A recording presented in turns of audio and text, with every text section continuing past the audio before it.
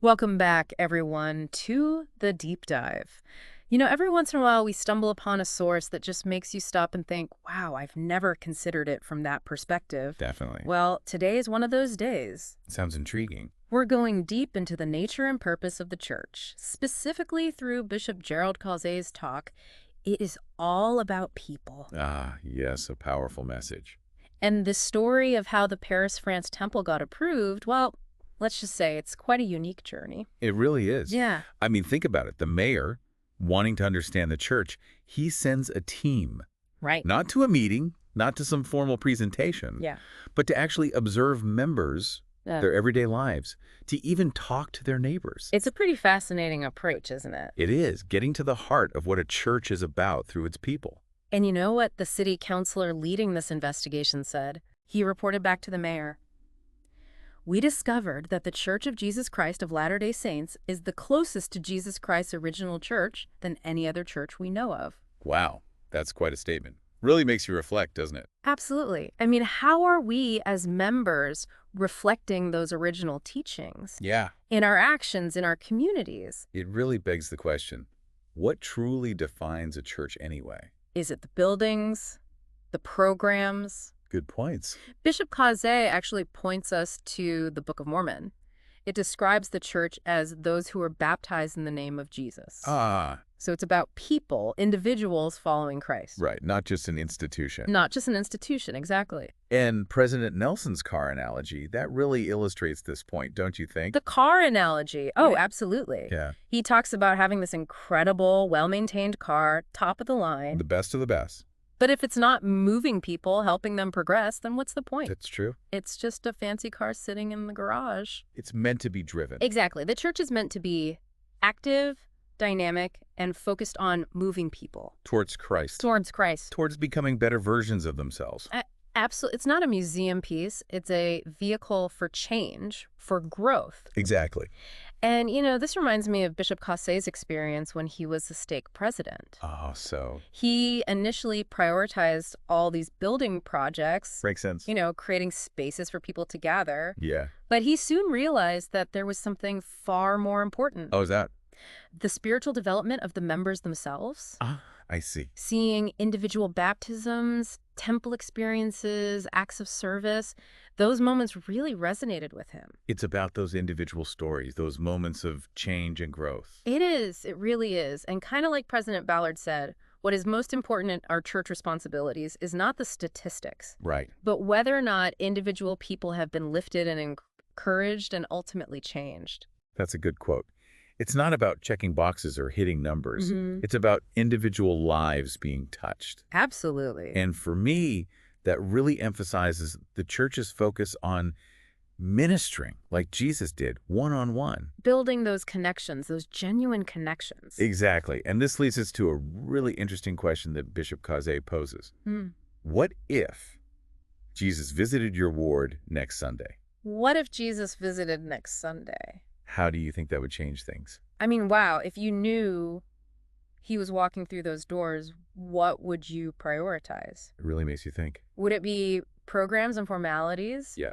Or would it be creating this atmosphere of genuine love and connection? I think we'd all be a little more focused on loving and serving one another. I can almost picture him gravitating towards those who need love and support, Of course. spending time with the primary children, maybe? Yeah. Teaching them in a way that resonates with their innocence and curiosity? Not just delivering a structured lesson, but truly connecting with them Right, authentic and engaging. on their level. And, wouldn't he notice the new member sitting alone? Feeling lost, maybe. Yeah, or the family going through a tough time, needing extra support. His attention would be drawn to those who need his love the most. And it wouldn't be a fleeting wave or a quick hello. No. It would be deep, heartfelt ministering, Seeing their needs, feeling their pain. offering genuine comfort and support. It makes you examine your own motivations, your actions within the church. It does. Are we just going through the motions? Yeah. Or are we striving to emulate Christ in how we interact with others? That's the challenge, isn't it? Moving beyond just attending meetings Yeah. to actively embodying Christ's love in our interactions. To be the church, not just go to church. Exactly. And speaking of embodying the church, Bishop Caussé reminds us that it's not confined to a building or Sunday services. Right. He shares this story about explaining the importance of priesthood holders to a friend. Oh, I remember that one. Uh-huh. The friend wondered why so many men in the ward held the priesthood.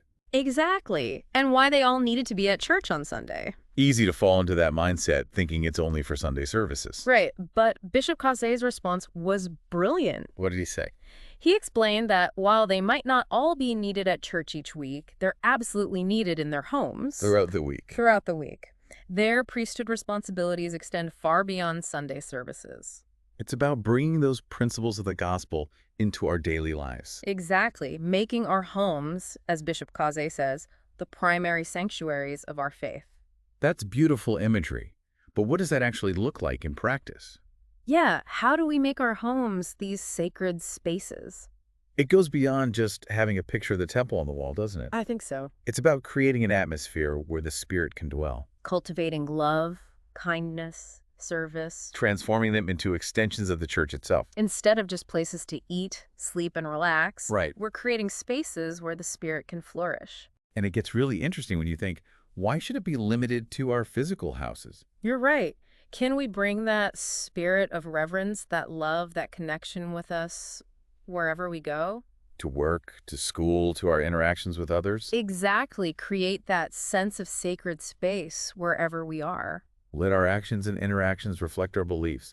Let our light shine through in every setting. So we've talked about the church being defined by its people, their commitment to Christ, Yeah. and how it extends beyond Sunday services. It's more than just a place we go once a week. It really is.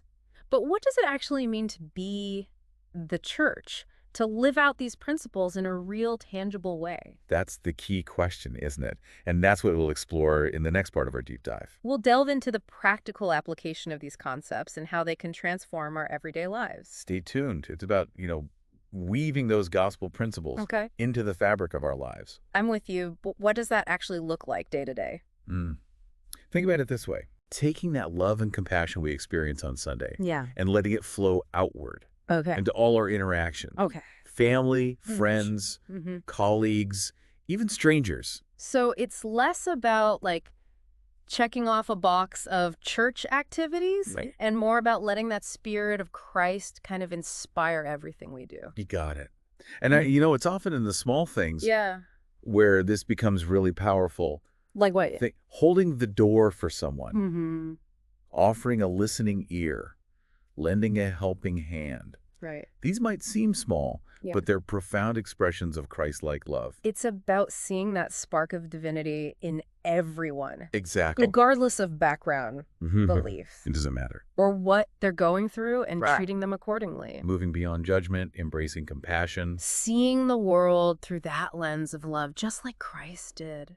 That's it. Now, Bishop Caussé talks about this in the context of home and family, He does. emphasizing that our homes should be sanctuaries of our faith. Yes. But I think that principle can apply much more broadly. Oh, absolutely. We can create that same sense of sacred space wherever we are. Okay. It's about carrying that spirit of reverence, love, and connection with us, Yeah. letting it influence our surroundings. So instead of our faith being this thing we compartmentalize only for Sundays, it becomes something that informs and inspires every part of our lives. Exactly. We become, in a sense, walking embodiments of the church. Now you're getting it. Yeah. And when we approach life that way, Yeah. our perspective shifts. Okay. We start noticing opportunities for service and connection that we might have missed before. We're more attuned to the needs of others. And Absolutely. more willing to offer support. More sensitive to their struggles. It's like we're putting on, Christ-like glasses. That's a great way to put it. Suddenly seeing the world through his eyes. Yes. Noticing things we wouldn't have before. Feeling compassion where we might have felt indifference. That's beautiful. And it's a transformation that's available to all of us. It's, And no matter our calling or position in the church. it's about remembering we're part of something much bigger than ourselves. Mm-hmm. A community united by our love for Christ. A community united by love and service. That's it. Not perfect attendance or, flawlessly executed programs. It's about hearts turned towards Christ. Yeah. and hands reaching out to help. As we're wrapping up this part of our deep dive, Yeah. what's the one big takeaway you want our listeners to hold on to? It boils down to this. Yeah. The church is about people, Okay. and people are at the heart of everything we do. Yeah. It's about moving beyond rituals and routines, Mm-hmm. focusing on those human connections, Okay. extending Christ's love Yeah. to everyone we encounter, both within and beyond our meeting houses. And remembering that we're all in this together, We are striving to become more like Christ and to build his kingdom. right here. Right here. One act of love and service at a time. That's right. We're making those daily choices that reflect our commitment to following him, constantly asking ourselves, what would Jesus do? And then doing our best to live up to that answer, no matter what. And that's what makes this deep dive so compelling. How so? It's not about theory or abstract ideas. Okay. It's about taking these insights and turning them into action. Yeah. Making them a tangible part of our lives. Yeshiv Caussé leaves us with a challenge. Oh. What small act of love or kindness can you do this week to reflect this principle? He does challenge us, doesn't he? It's not enough to just listen. Right. We need to become active disciples, agents of Christ's love in the world. It's a reminder that even the smallest things can have a huge impact. They can. A kind word, a listening ear, a helping hand. They can brighten someone's day Yeah. and truly make a difference. It's all about shifting our focus outward, looking for those opportunities to serve and lift others. Becoming more aware of their needs, responding with compassion and generosity. So as you go about your week, remember, Yeah. the church isn't a building, it's people. That's right. And you are a vital part of that body of believers. You have the power to share Christ's love and be a force for good. Go out and be the church in all its beauty and love and power. Wow. Embrace the challenge, make a difference, and let your light shine. That's it for this deep dive. Until next time. Keep seeking, keep learning, and keep diving deep. You know, it really is those small choices we make each day, isn't it? It is. Those moments where we can, like, choose to act with a little more kindness, patience, Yeah. a little more love. It's about taking a step back amidst the chaos. Yeah. And asking ourselves, what would Jesus do? And then, having the courage to actually follow through on that answer. Right. No matter how hard it might seem. That challenge from Bishop Caussé Yeah.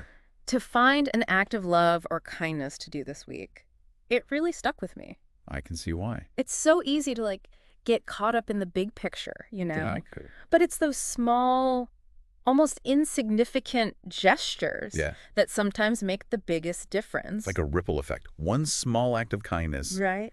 it can inspire others to do the same. You really never know how far the impact of just a simple smile, a helping hand, a listening ear, It can go a long way. it really can. And it doesn't need to be these grand gestures or, like, elaborate plans. Just being present. Yeah. Being aware of the needs of those around us. Yeah. Responding with genuine compassion.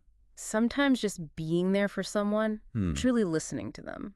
That can be the most powerful act of love we can offer. Absolutely. It's about shifting that focus from ourselves to others. Stepping outside of our own worries. Yeah. Looking for ways to lighten someone else's load. Even if it's just a small gesture, it can make a world of difference. Really can. So as we wrap up our deep dive into Bishop Causé's talk, Yeah. I hope you're leaving with a renewed sense of purpose and a desire to truly, embody the spirit of the church in your everyday life. In our everyday lives. And remember, it's not about perfection, it's about progress. It is. Striving to be a little better each day, A little kinder. a little more Christ-like. And remember, you're not alone on this journey. We're not. You are part of a community Okay. of believers who are all striving to do the same. Yeah. We can support each other, Yeah. share our experiences. Learn from one another. Together, we can create a world where Christ's love shines in every corner. Beautifully said. And that brings us to the end of this episode of The Deep Dive. Until next time, keep seeking, keep learning, and keep diving deep.